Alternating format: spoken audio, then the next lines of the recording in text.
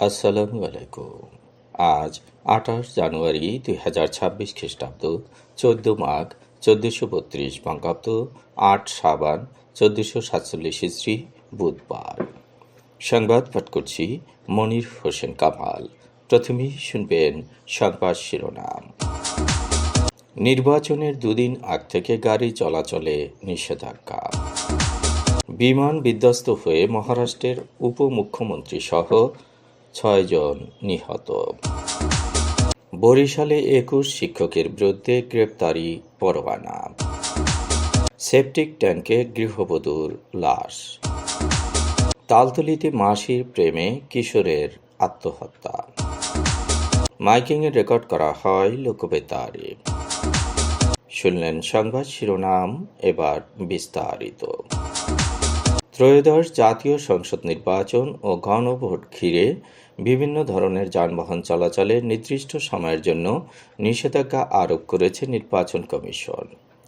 এর মধ্যে আগামী 10 ফেব্রুয়ারি রাত 12টা থেকে 13 ফেব্রুয়ারি রাত 12টা পর্যন্ত 72 ঘন্টা মোটরসাইকেল চলাচলের উপর নিষেধাজ্ঞা থাকবে।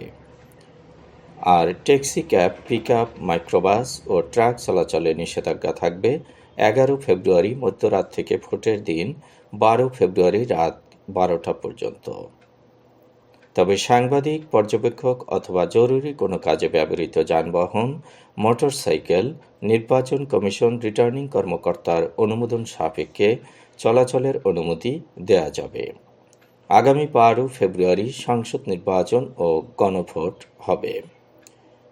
মঙ্গলবার এ সংক্রান্ত নির্দেশনা বাস্তবায়নে সড়ক পরিবহন ও সেতু মন্ত্রণালয়ের সড়ক পরিবহন ও মহাসড়ক বিভাগের সচিব বরাবর চিঠি দিয়েছে নির্বাচন কমিশন। উপসচিব মনির হোসেনের সই করা চিঠিতে বলা হয়েছে, কিছু ক্ষেত্রে নিষেধাজ্ঞা শিথিল থাকবে। আইনশৃঙ্খলা রক্ষাকারী বাহিনী, সশস্ত্র বাহিনী, প্রশাসন ও অনুমতিপ্রাপ্ত পর্যবেক্ষক, জরুরি সেবা কাজে নিয়োজিত যানবাহন এবং ওষুধ, স্বাস্থ্য চিকিৎসা ও অনুরূপ কাজে ব্যবহৃত দ্রব্য আদি এবং সংবাদপত্র বহনকারী সব ধরনের যানবাহন, আত্মীয় স্বজনের জন্য বিমানবন্দরে যাওয়া, বিমানবন্দর থেকে যাত্রী বা আত্মীয় স্বজন সহ নিজ বাসস্থানে অথবা আত্মীয় স্বজনের বাসায় ফিরে যাওয়ার জন্য ব্যবহৃত যানবাহন এবং দূরপাল্লার যাত্রী বহনকারী অথবা দূরপাল্লার যাত্রী হিসেবে স্থানীয় পর্যায়ে যাতায়াতের জন্য যে কোনো যানবাহন প্রতিদ্বন্দ্বী প্রার্থীর জন্য একটি, প্রতিদ্বন্দ্বী প্রার্থীর নির্বাচনী এজেন্টের পরিচয়পত্র থাকা সাপেক্ষে একটি, জিপ, কার, মাইক্রোবাস ইত্যাদি ছোট আকৃতির যানবাহন রিটার্নিং অফিসারের অনুমোদন সাপেক্ষে চলাচল করতে পারবে। এছাড়া নির্বাচন কমিশনের অনুমোদন সাপেক্ষে নির্বাচনী কাজে নিয়োজিত কর্মকর্তা, কর্মচারী অথবা অন্য কোনো ব্যক্তির জন্য মোটরসাইকেল চলাচল, টেলিযোগাযোগ সেবাকে জরুরি সেবা হিসেবে বিবেচনা করে বিটিআরসি এবং বিটিআরসি থেকে লাইসেন্সপ্রাপ্ত প্রতিষ্ঠানগুলোর যানবাহন চলাচলের উপর নিষেধাজ্ঞা শিথিল থাকবে। এছাড়া জাতীয় মহাসড়ক, বন্দর ছাড়াও আন্তজেলা বা মহানগর থেকে বের বা প্রবেশের জন্য গুরুত্বপূর্ণ সড়ক, মহাসড়ক ও প্রধান প্রধান রাস্তার সংযোগ সড়ক বা এমন সব রাস্তায় নিষেধাজ্ঞা শিথিল থাকবে। মহারাষ্ট্রের উপমুখ্যমন্ত্রী অজিত পাওয়ারকে বহনকারী একটি বিমান আজ সকালে বারামতি বিমানবন্দরে জরুরি অবতরণের সময় বিধ্বস্ত হয়েছে। এ দুর্ঘটনায় উপমুখ্যমন্ত্রী অজিত পাওয়ার সহ 6 জন নিহত হয়েছে। নিহতদের মধ্যে রয়েছেন পাইলট ও পাওয়ারের নিরাপত্তা কর্মী। বিমানটি মুম্বাই থেকে প্রায় 1 ঘন্টা আগে উড্ডয়ন করেছিল এবং বারামতিতে 4টি গুরুত্বপূর্ণ জনসভায় অংশগ্রহণের জন্য আসছিলেন অজিত পাওয়ার। 66 বছর বয়সী অজিত পাওয়ার ছিলেন একজন প্রবীণ রাজনীতিবিদ এবং জাতীয়তাবাদী কংগ্রেস পার্টির সদস্য। তিনি শরদ পাওয়ারের ভাগ্নে এবং লোকসভার সাংসদ সুপ্রিয়া সুলের চাচাতো ভাই। বরিশালে ৯টি প্রাথমিক বিদ্যালয়ের ২১ শিক্ষকের বিরুদ্ধে গ্রেপ্তারি পরোয়ানা জারি করেছে আদালত। বরিশাল জেলা ও দায়রা জজ শেখ ফারুক হোসেন এ আদেশ দিয়েছেন। ২০২০ সালের ৯ ডিসেম্বর দুদকের কেন্দ্রীয় দপ্তরের উপপরিচালক ও বরিশালের সাবেক সহকারী পরিচালক হাফিজুর রহমান বাদী হয়ে মেহেন্দিগঞ্জ উপজেলার ৯টি প্রাথমিক বিদ্যালয়ের শিক্ষকদের বিরুদ্ধে মামলা করেন। গ্রেপ্তারি পরোয়ানাভুক্ত শিক্ষকরা হলেন পুতুল রানী মণ্ডল, কল্যাণী দেবনাথ, গোলাপী রানী, সাবনিন জাহান, সুরাইয়া সুলতানা, সুবর্ণা আক্তার, কাউসার হোসেন, মোহাম্মদ মনিরুজ্জামান, ফাতেমাতুজ জোহরা, রোকসানা খানম, শহীদুল ইসলাম, রেশমা আক্তার, রহিমা খাতুন, আক্তার হোসেন খোকন, নাসরিন, মনির হোসেন, রেহেনা পারভিন, আহসান হাবিব, শামসুন নাহার, আক্তারুজ্জামান মিলন ও মনিরুজ্জামান। মেহেন্দিগঞ্জ উপজেলার ৯টি কমিউনিটি প্রাথমিক বিদ্যালয় জাতীয়করণ করা হয়। এসব বিদ্যালয়ের শিক্ষকদের ভুয়া রেকর্ডপত্র সঠিক হিসাবে ব্যবহার করে নিয়োগ দেখিয়ে ১,১৫,২৯,৩১৮ টাকা আত্মসাৎ করা হয়েছে। গত বছরের ১৪ ডিসেম্বর ২১ জনকে অভিযুক্ত করে আদালতে চার্জশিট জমা দেওয়া হয়। বিচারক চার্জশিট গ্রহণ করে ২১ জনের বিরুদ্ধে গ্রেপ্তারি পরোয়ানা জারির আদেশ দিয়েছেন। নড়াইলের কালিয়া উপজেলায় নিখোঁজের ৩৮ দিন পর একটি সেপটিক ট্যাঙ্ক থেকে গৃহবধূর মরদেহ উদ্ধার করেছে পুলিশ।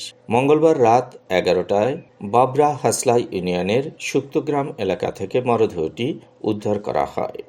নিহত সুমি ওরফে আলপনা কালিয়া উপজেলার সুক্তগ্রাম পূর্বপাড়া এলাকার বাসিন্দা আলামিন মণ্ডল ওরফে ইরানুরের স্ত্রী। গত ১৯ ডিসেম্বর রাত আনুমানিক ১০টার পর শ্বশুর বাড়ি থেকে নিখোঁজ হন আলপনা। পরে স্বজনরা বিভিন্ন স্থানে খোঁজাখুঁজি করেও তার কোনো সন্ধান পাননি।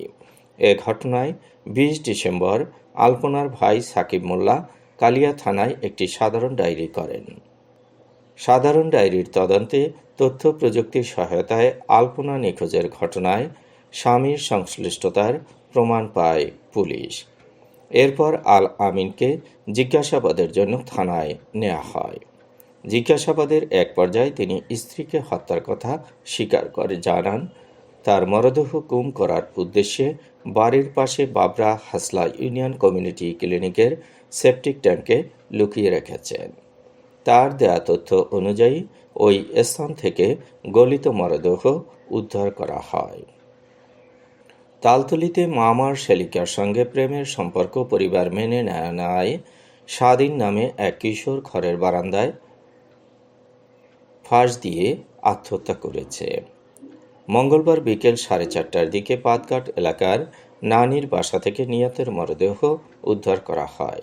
নিহত স্বাধীন তালতলী পাড়ার প্রদীপ দাসের ছেলে। নিহতের মা কাকলি রানী জানিয়েছেন তার ভাইয়ের শ্যালিকার সঙ্গে স্বাধীনের প্রেমের সম্পর্ক ছিল। স্বাধীন ছিল ১০ম শ্রেণীর শিক্ষার্থী। মাইকিংয়ের রেকর্ড করা হয় লোকবেতারে। সুমধুর ও সুস্পষ্ট কণ্ঠে মাইকিংয়ের জন্য লোকবেতারের বিকল্প নেই। লোকবেতারের সাউন্ডপ্রুফ স্টুডিওতে করা হচ্ছে গান ও নাটকের রেকর্ড। সেই সাথে লোকবেতারের নামমাত্র টাকায় প্রচার করা হচ্ছে বিজ্ঞাপন। ১৫ সেকেন্ডের বিজ্ঞাপন প্রচারিত হচ্ছে মাত্র ৫০০ টাকায়। ৩০ সেকেন্ডের বিজ্ঞাপন ১,০০০ টাকা, ৪৫ সেকেন্ডের বিজ্ঞাপন ১,৫০০ টাকা আর ১ মিনিটের বিজ্ঞাপন প্রচার করা হয় মাত্র ২,০০০ টাকায়। নির্ধারিত টাকার বিনিময়ে প্রতিদিন কমপক্ষে ৫ বার করে পুরো ১ মাস বিজ্ঞাপন প্রচার করা হবে। মাইকিং ও বিজ্ঞাপনের জন্য যোগাযোগ করবেন 0-1-755-666-445 নম্বরে। এবারে শুনবেন আবহাওয়ার খবর।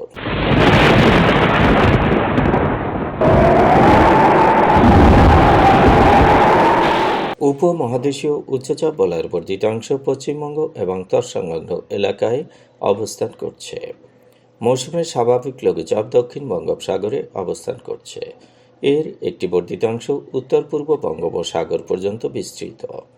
সারা দেশে ঘন কুয়াশা পড়তে পারে। রাত এবং দিনের তাপমাত্রা সামান্য বাড়তে পারে। আজ দেশের সর্বোচ্চ তাপমাত্রা ছিল টেকনাফে 31.8 ডিগ্রি সেলসিয়াস এবং সর্বনিম্ন তাপমাত্রা ছিল শ্রীমঙ্গলে 10.5 ডিগ্রি সেলসিয়াস। বরগুনার সর্বোচ্চ তাপমাত্রা 28 ডিগ্রি সেলসিয়াস, সর্বনিম্ন 11.8 ডিগ্রি সেলসিয়াস। আগামীকাল সূর্যোদয় হবে ভোর 6টা 41 মিনিটে। সংবাদ শেষ করার আগে শিরোনামগুলো আবার পড়ছি। নির্বাচনের দুদিন আগ থেকে গাড়ি চলাচলে নিষেধাজ্ঞা। বিমান বিধ্বস্ত হয়ে মহারাষ্ট্রের উপমুখ্যমন্ত্রী সহ 6 জন নিহত। বরিশালে 21 শিক্ষকের বিরুদ্ধে গ্রেপ্তারি পরোয়ানা। সেপটিক ট্যাঙ্কে গৃহবধূর লাশ। তালতলিতে মাসির প্রেমে কিশোরের আত্মহত্যা। মাইকিংয়ে রেকর্ড করা হয় লোকবেতারে। সংবাদ শেষ করার আগে জানিয়ে দিচ্ছি লোকবেতারের সংবাদ জানানোর মোবাইল নম্বর। আপনার এলাকার গুরুত্বপূর্ণ সংবাদ জানাতে ফোন করুন 017755664445 নম্বরে। আর লোকবেতারের সাথে যুক্ত হয়ে গান শুনতে চাইলে SMS করুন 01782973478 নম্বরে। মোবাইল করবেন 01959438545 নম্বরে। বিশ্বের সব জায়গা থেকে শুনতে পারবেন লোকবেতার। লোকবেতার FM.org ওয়েবসাইটের মাধ্যমে শুনুন সরাসরি অনুষ্ঠান। সংবাদ পাঠ এখানেই শেষ করছি।